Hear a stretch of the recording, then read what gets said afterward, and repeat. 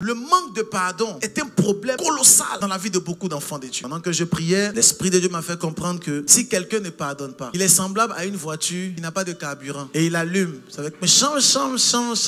Et il passe en première, ça ne bouge pas, il est là. Et il dit, mais Seigneur, je fais du surplace. Il faut d'abord mettre le carburant. Il faut pardonner les personnes qui t'ont fait du mal. Dieu n'a jamais dit que les personnes ne t'ont pas fait du mal. Dieu dit qu'il faut pardonner. On ne t'a pas dit que tu n'as pas raison. Dieu dit qu'il faut pardonner. Si Dieu te dit de pardonner, c'est parce que Dieu sait que tu as raison. Non, pour Dieu, ce n'est pas d'abord la raison. Pour Dieu, c'est d'abord le pardon. Parce qu'il dit, à moi la rétribution et à moi le jugement. C'est Dieu qui va juger et c'est lui qui va rétribuer. Mais si toi, tu veux faire ton propre jugement, tu peux te retrouver dans les problèmes et mettre les autres dans les problèmes. Je prie pour toi aujourd'hui. Que l'Éternel te donne la force de pardonner au nom de Jésus-Christ.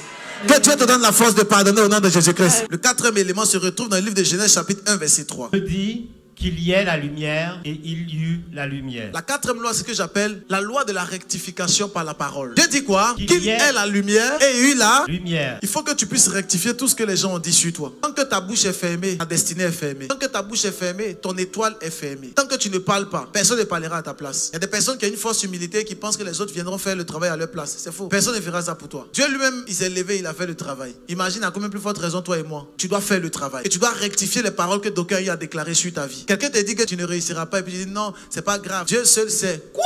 Qui sait? Moi je sais d'abord sur la terre que je vais réussir au nom de Jésus. Et Dieu confirme cela par le fait de l'Éternel. Tu ne dois pas accepter une parole de malédiction. C'est un lien terrible qui s'installe dans ta vie. Et tu dois rectifier toutes les paroles que quelqu'un y a déclarées sur ta vie. Les parents souvent dans la colère disent mais toi tu ne deviendras rien. Tu es bon à rien, prostitué. Et ils disent des gros mots comme ça. Eux ils ont oublié. Mais le diable a saisi la parole et il a établi cela sur ta vie. Et tu ne deviens rien. Tu dois te lever un matin et tu dois prophétiser sur ta vie au nom de Jésus.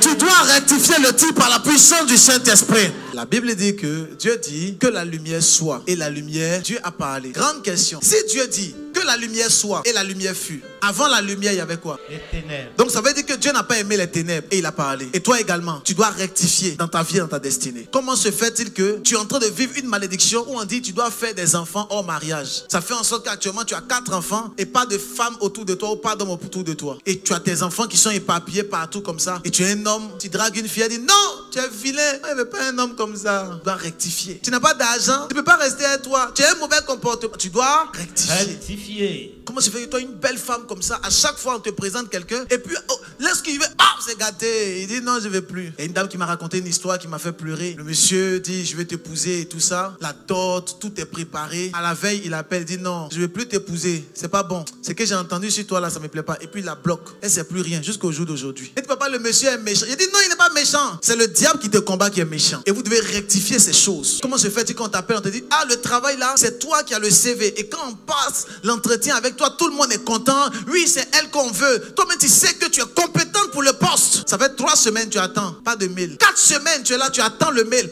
Pas de mail, pas de message. Tu es même choqué. Pourtant, le directeur t'a dit, c'est toi qu'on veut, mais ne te prends pas. Tu dois rectifier cela par la puissance du Saint-Esprit.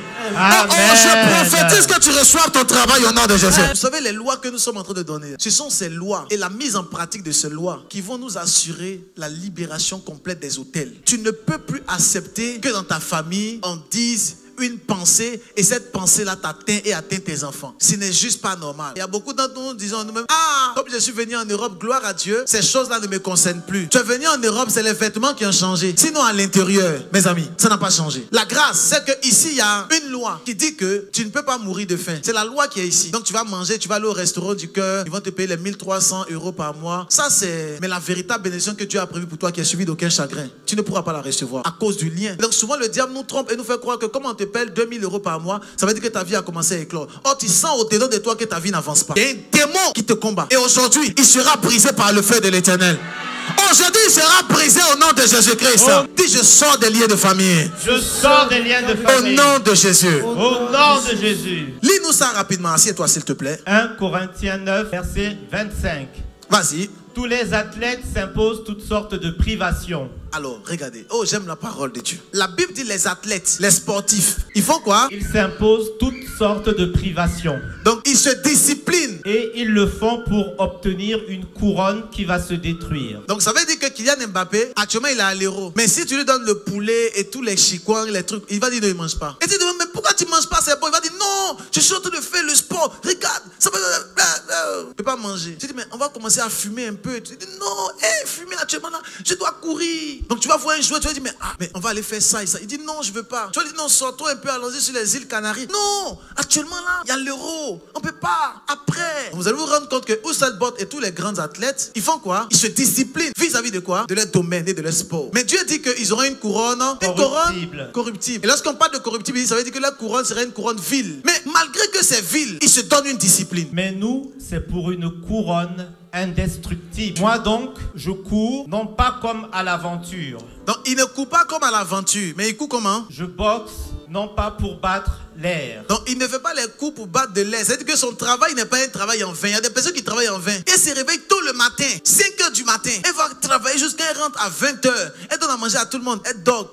Bon, elle dort, elle ronfle. Jusqu'à la salive, là, ça coule ici comme ça. Maintenant, quand tu dis, on va commencer à prier, elle dit, non, la prière, je suis fatigué. Oh. Papa, il a beaucoup travaillé. Il s'est fatigué. Elle dort. Et la Bible dit que la boxe que tu es en train de faire, le combat que tu fais là, c'est le combat contre l'air. Imaginez-vous, mon fils Loïc est en train de combattre contre l'air. Fais la boxe en voix. Imaginez-vous, il est en train. Les gens vont dire, mais lui, il est fou, hein? Mais pourquoi il se combat l'air? Et c'est comme ça que souvent nous sommes. Nous courons vers des choses viles et vaines. Et l'apôtre Paul dit, lui, il court pour remporter un prix. Mais ce prix-là n'est pas périssable. Ça ressemble à Matthieu chapitre 6 qui nous dit que n'amassez pas des trésors sur la terre où la terre et la rouille peuvent détruire, où les voleurs peuvent percer. Mais amassez-vous plutôt des trésors où ça? Dans le ciel.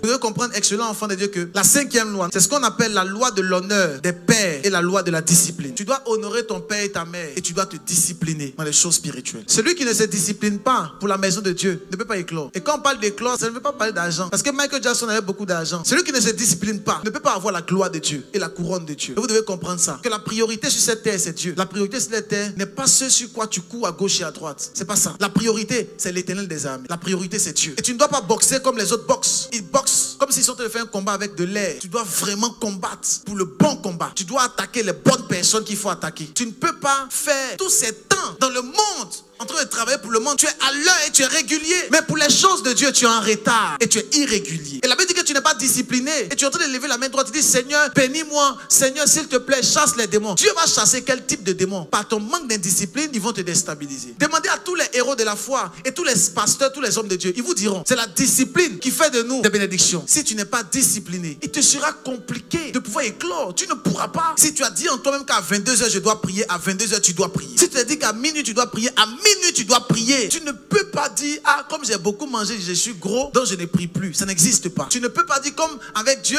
ça met du temps. Je vais appeler mon voisin qui est en Centrafrique, qui va m'envoyer des gris-gris par la poste. C'est juste extraordinaire. Il y a une personne qui est ici qui commande des gris-gris, des potions. Tu es assis là et tu commandes les potions. Maintenant, tu vas éclore comment? En commandant les potions. Et la potion doit arriver et tu dois boire ça. Si tu passes ton temps à aller chez les féticheurs, tu dois te discipliner selon la parole de Dieu. Tu dois te discipliner.